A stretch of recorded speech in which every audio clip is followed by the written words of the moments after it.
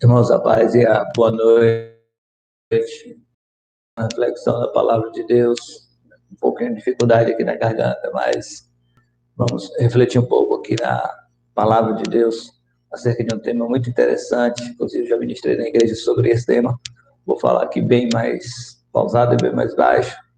E talvez nem conclua tudo por conta da condição da garganta, mas falarei aquilo que der para falar: hospital ou saúde. O que você acha? A igreja se parece mais com um hospital ou com um hotel? Hotel ou hospital? Luquinhas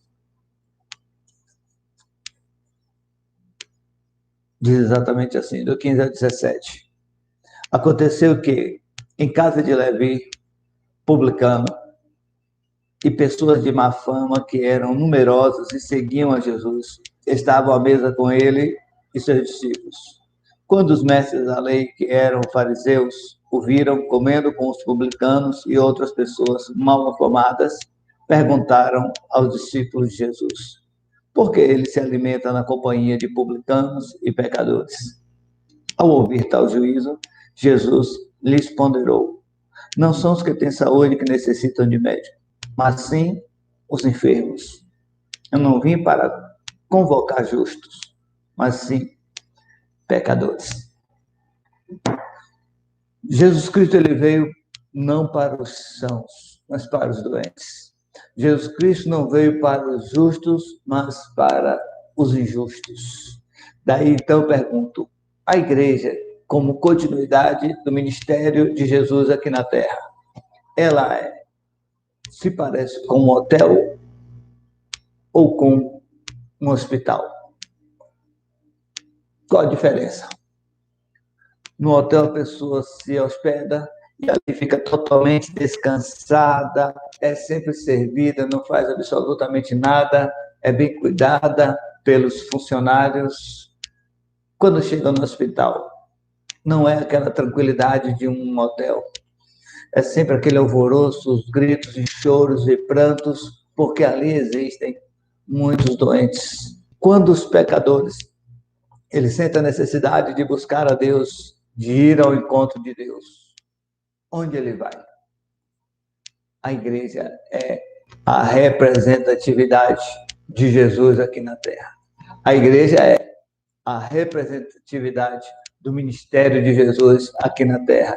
E o ministério de Jesus foi e será sempre em busca dos que estão perdidos. Esse é o ministério que a igreja deve exercer na atualidade. Nós não podemos, até porque Jesus, ele não condenou absolutamente ninguém. Jesus não veio para condenar, e sim para salvar. Jesus não veio para condenar as pessoas, mas para resgatá-las, para transformá-las e para libertá-las. Até porque se as pessoas fossem boas e já tivessem por si só possibilidade de salvar-se, para que Jesus viria? Por que Jesus viria para morrer em nosso lugar? Jesus, no entanto, não veio para justos, até porque não existia e não existe nenhum justo, a menos que seja justificado por ele. Jesus Cristo, então, veio para nos justificar, ele veio para nos perdoar, ele veio para nos salvar. E nós, como igreja, precisamos exercer esse ministério de Cristo. Nós devemos viver não como um hotel e cada um se isola no seu quarto, no seu... Dentre eles, ninguém ficasse sem uma propriedade, sem uma casa, sem ter onde morar. Eles vendiam e davam dinheiro aos apóstolos para que eles pudessem comprar os suprimentos e residência, etc. e tal, para que todos tivessem de igual modo, de igual forma, a mesma coisa. Essa igreja, ela agia exatamente como Jesus agiu na terra. Lembra-se de que Jesus contou aquela parábola do bom samaritano? Lembra-se que eu já disse, malfeitores, mas Jesus veio buscar exatamente essas pessoas. E quem éramos antes de ter aceitado? Absolutamente todos pecaram. Todos nós pecamos e destituídos ficamos da glória de Deus, afastados de Deus. No entanto, ele é pecador. Jesus Cristo viu que eles estavam pensando isso e falou com eles que ela estava fazendo o que era correto, porque ele havia chegado e ninguém, absolutamente ninguém tinha falado nada com ele. Mas Jesus fazia isso. E Jesus, no entanto, veio exatamente para esses, para os doentes. Jesus veio para curar, Jesus veio para sarar, Jesus veio para perdoar. Imagine que lá em João capítulo 8, Jesus Cristo nos conta uma história, João nos conta uma história muito interessante. Quando Jesus estava ali escrevendo na areia, veio os fariseus trazendo uma mulher, e essa mulher foi colocada diante de Jesus e disseram para Jesus: mestre, essa mulher foi apanhada em adultério. Quem conhece a história sabe muito bem que Pedro foi um apóstolo, um discípulo muito difícil de lidar.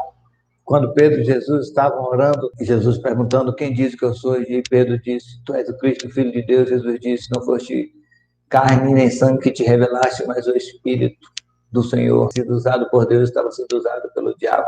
Mas prosseguiu-se então, quando Pedro disse que, Jesus disse que negariam, enquanto dificuldade lá na Galileia. Diga também a Pedro. Só Marcos registra isso, o Evangelho de Marcos. Digam também a Pedro. Se Jesus disse para os discípulos, para as mulheres, digam aos discípulos, Pedro não era discípulo, porque Jesus fez questão de citar o nome de Pedro, porque Pedro o havia negado 3 vezes. Pedro o havia negado, mas Jesus não desistiu de Pedro, mesmo Pedro estando caminhando de longe, porque ele não queria ser visto com Jesus, estava seguindo de longe, e tendo dito em 3 locais diferentes, quando foi perguntado sobre se ele era um deles, porque ele se vestia como eles, falava como eles, andava como eles, e Pedro disse: não conheço tal homem. Ele negou, mas Jesus não desistiu de Pedro. E quando ele encontra-se com Pedro, ele disse: Pedro, tu me amas? Pedro disse: Senhor, eu te amo. Ele disse: apacenta minhas ovelhas. Pedro, tu me amas?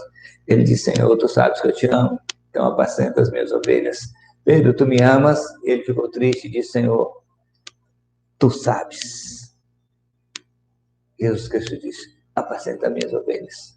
Porque Jesus Cristo escolheu a Pedro e não escolheu Mateus, Marcos, Lucas, João ou outro qualquer discípulo.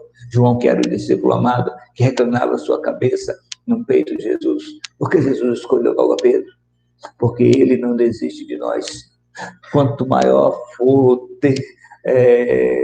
talvez nosso pecado tivesse sido, ou seja, agora, a graça do Senhor sempre será superabundante, pois Paulo disse isso: onde abundou a graça, onde abundou o pecado, superabundou a graça de Deus. A graça de Deus, ela sempre será superabundante em nossas vidas, porque Deus não desiste de nós. Assim como ele não desistiu de Pedro, assim como ele não desistiu daquela mulher adúltera, ele não, Jesus, porque o ministério de Jesus era como um hospital e não como um hotel. E nosso ministério, a nossa vida tem que ser exatamente como um hospital, procurar salvar vidas. Nosso objetivo tem que ser salvar vidas. Esse era o ministério de Jesus e esse é o ministério que Jesus quer que tenhamos, como um hospital e não como um hotel. Deus amou o mundo e nós precisamos também amar o mundo, porque somos a continuidade do amor de Deus. Somos a continuidade do ministério de Jesus. E o ministério de Jesus foi sempre específico. Quando as pessoas diziam, lembra-se quando ele foi passando por Jericó e o cego começou a gritar, Bartimeu, Jesus, filho de Davi, tem misericórdia de mim. E os discípulos disseram: calem a boca, porque ele não vai te ouvir. Jesus Cristo ouviu de lá, porque ele não desiste de nós. Aquele cego estava à beira da estrada e Jesus estava passando por ali. E enquanto os discípulos de Jesus, que era para fazer a mesma coisa que Jesus disse para ele, o mestre não vai te ouvir, cala a boca, Jesus está ouvindo de lá e disse: tragam para cá, tragam a mim. E o cego foi até Jesus. Jesus disse: queres que eu te faça? Ele disse: eu quero ver. E Jesus Cristo disse: veja. Jesus é exatamente esse, o amor. O amor deve superar todas as coisas. Me lembro que, certa ocasião, escute muito bem essa história. É uma história, é um fato. E cuidou dele. E ele estava já vivendo os seus últimos dias, mas ela não sabia. E por causa do amor que ela demonstrou para com ele, ele viu Jesus na vida daquela irmã. Ele viu Jesus na vida da irmã dele. E se converteu ao Evangelho. Depois de ter se convertido ao Evangelho com 2 dias, ele partiu para a eternidade. Mas partiu salvo, porque aquela mulher não desistiu dele. Não ficou pressionada pela opinião pública, o que as pessoas iam dizer, se as pessoas iriam rejeitá-la, nem ele condenou. E ele tinha o poder para fazê-lo, mas não fez. Portanto, não condene ninguém, não jogue ninguém fora, vá em busca dos perdidos, não desista de ninguém, continue orando pelos seus, continue orando pelas pessoas, continue buscando salvá-las, por mais que você seja decepcionado, frustrado, seja traído, continue amando as pessoas, porque esse é o ministério que Jesus nos deu.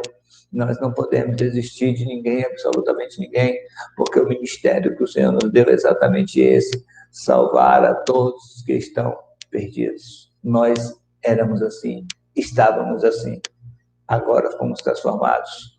É a nossa vez de curar, a nossa vez de salvar, é a nossa vez de libertar.